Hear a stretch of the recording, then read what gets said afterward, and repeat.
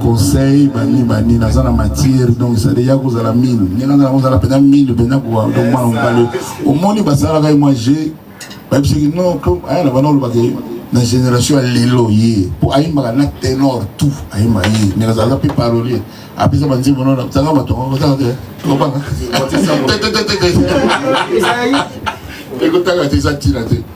donc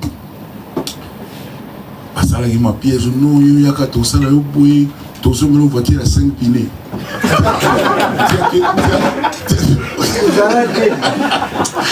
donc dit petit akenda l'équipe de mission ça va créer mon père là il m'a dit on le pas on appelle là on le bon voilà donc dit petit telle voiture à 5 roues dit tu comprends à ce moment là on a bango azarane wana donc on a mon appel sagesse donc moi j'encadre, je prodigue des conseils et puis voilà. Voilà, très bien. Ma question était celle-ci. Koffi Olomide, vous êtes une figure légendaire de la musique congolaise avec une carrière vraiment exceptionnelle. Évidemment, dès que tu commences, yo ou encadra ici. Alors, Quartier Latin, ils ont école moko artiste Baleki et Bélé. Alors, si il faut opposer un regard sincère sur Baboyo, Baleka Nakati à Quartier Latin, pour Nayo, Nani a assumé qu'ils sont très bien. Évidemment, Aza comme porteur digne, il y a héritage, il y a Quartier Latin. Mais il y a quelque chose autour de moi. Papa na bana, vous autour de papa na bana, nani meilleur moi. Oui. Atayo moko. Izaragate.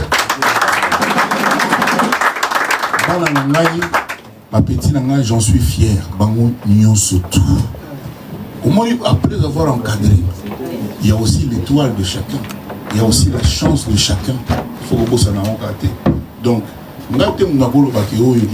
je ne peux pas léser les autres, je ne peux pas blesser les autres. Pourquoi mon sentiment non, tout va servir à Quartier Latin. Tout va. Mon Quartier Latin, par exemple, un grand soliste, le roi Yoto. Avec un grand soliste, le roi Yoto. Mais les loyaux, après Tyson, Félix Tyson, tout ça dans le volcan. Maintenant, avec un solo, tout le monde, qu'est-ce qu'il pense de volcan et Betoba? Et pas aller na petit moté, ma petit bazar na poto, parce que na baï bango tout, faut pas qu'on appuie na bango batambola na poto, baké bazomi, dans un mécanisme là-bas. Voilà. Donc na petit bango tout moté. Donc je ne peux pas Olobakéa, Dipiron, Aébirien, Montébigaga, Norgan, tout le frère en Christ de David.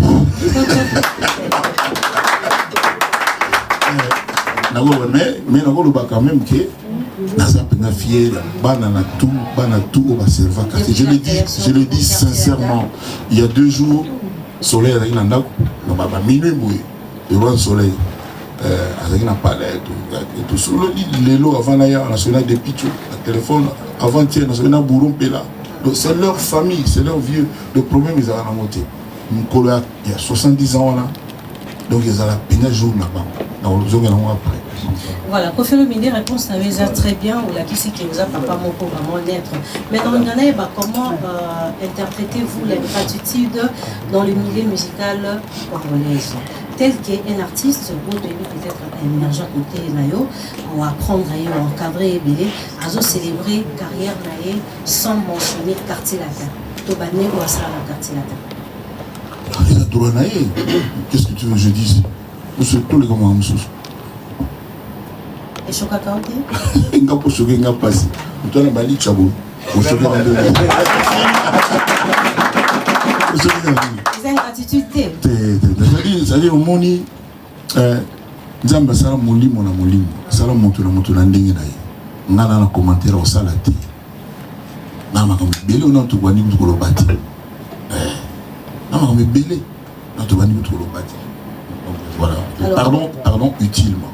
Oui, parce que ça fait partie de ton histoire, évidemment. Koffi Olomide, tu as la question Moussoussou. Koffi Olomide, ils ont correcteur et ma voix. C'est-à-dire, moi, ce que ça a juste été, il y a un corrige à voix. Donc ceux qui chantent à Yémi, moi, ma fausse note, ils corrigent. Par contre, dans le studio, il y a des effets pour enjoliver la voix. C'est pas la même chose. Pour corriger voix. À ta voix, il faut pas corriger. Après, il faut enjoliver. Mais ma voix, le gars, il y a un malamoro, par exemple, enjoliver, il y a un réveil, un délai et tout. Donc, il y en a rien. On a une famille différente. Alors, ils sont salés là autour-dessus, dans la réalisation à la bande.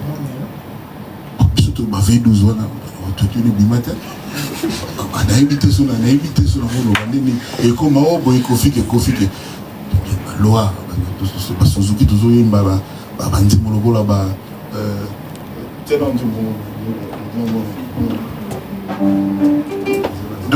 Donc, tant que tu vas dire que zéro faute, tu vas dire que tu vas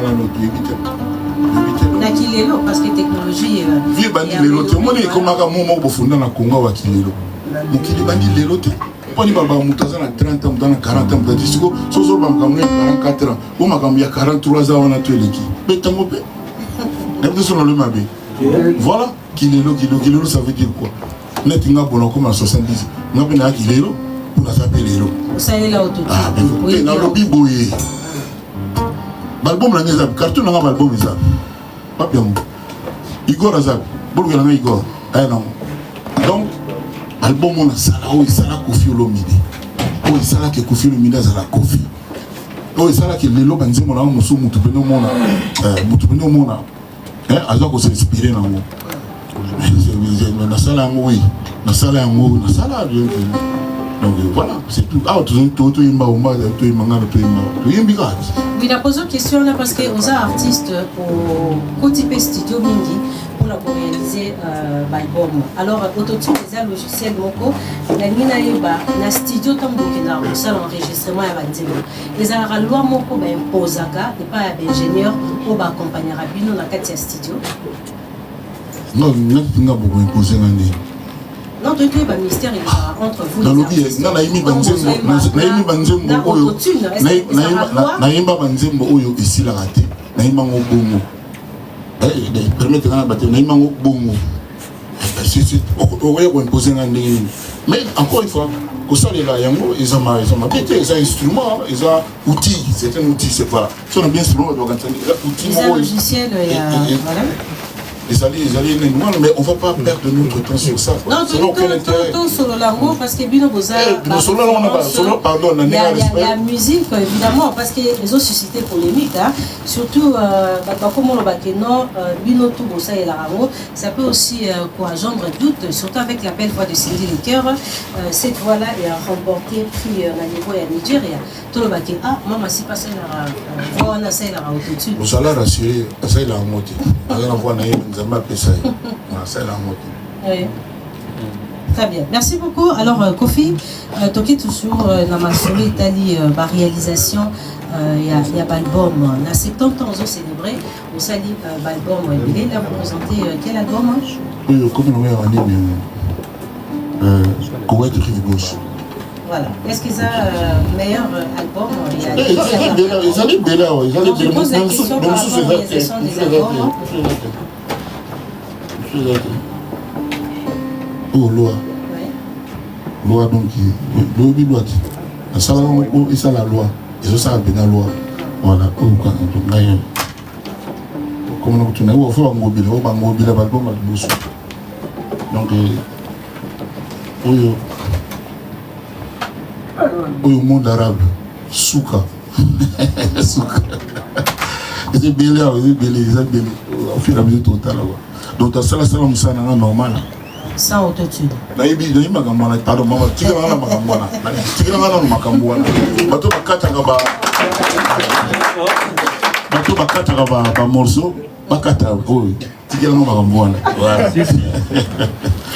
alors, à l'occasion, il y a 70 ans, Koffi Olomide va réaliser un album exceptionnel pour les 70 ans. Tout ça, nous a...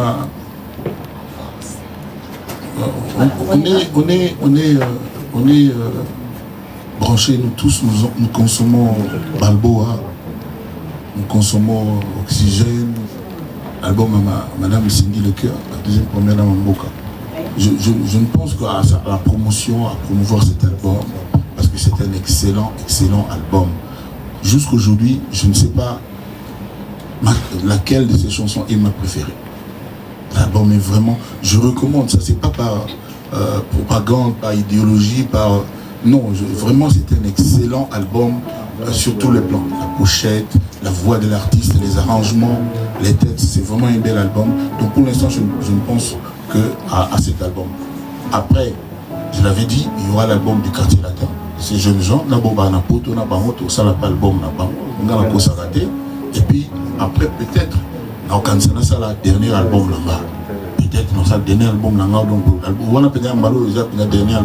espérons qu'on respecte les paroles. On a 13e apôtre pays. On considère qu'il y a le dernier album après de l'œuvre. Mais ça, la pétition, tout va boire. Les gars, tout le monde a refusé. En tout cas, je salue tous les gens qui vont s'inquiéter pour la Nazali. Voilà. Alors, nous avons une affaire Gims. D'abord, monsieur médiatique, nous sommes Gims, tout le monde a s'il faut faire intérêt à Kofi, on mentionnera toujours mon légende. Kofi Olomide, notre légende, évidemment, par la définition, vous êtes la légende de la musique africaine. Mais après passage à Gims, il y a toujours certaines personnes qui sont contre. Sur la musique et puis ma sortie médiatique et l'artiste c'est sentiment dans les araignées. Gims, meilleur chanteur, de présenté tout à l'heure, à lobby qui est Kofi Aza, légende, d'autres personnes, l'équipe à lobby Kofi n'est pas un artiste légendaire. Profil n'a pas bateau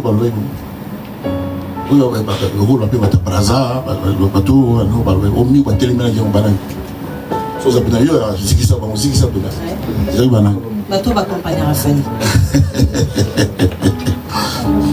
Comment dire, Maître Gims, c'est difficile de contrer. C'est difficile de contrer Gims. Gims, c'est notre fierté. Je ne le dis pas parce que d'abord j'avais fait une émission il y a, je crois, en 2021, je crois. Il devait jouer son premier Stade de France. Après une longue tournée, il avait fait ça un peu comme ça, sur un coup de tête.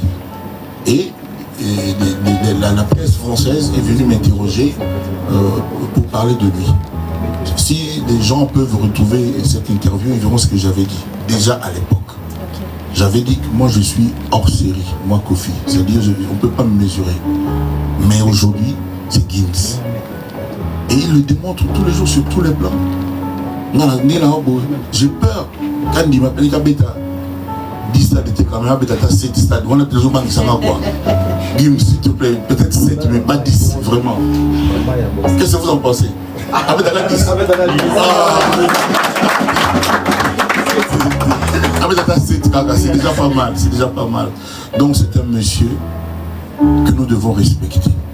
Aujourd'hui, les Français blancs, je ne suis pas raciste, mais je sais qu'il y a des blancs. Vous avez dit, ce n'est pas vous, c'est le ministre de l'économie, je ne sais pas quel ministre qui avait dit, il n'y a plus de place. Il n'y a plus de place à la fonction publique. Excusez-moi. La majorité de ce public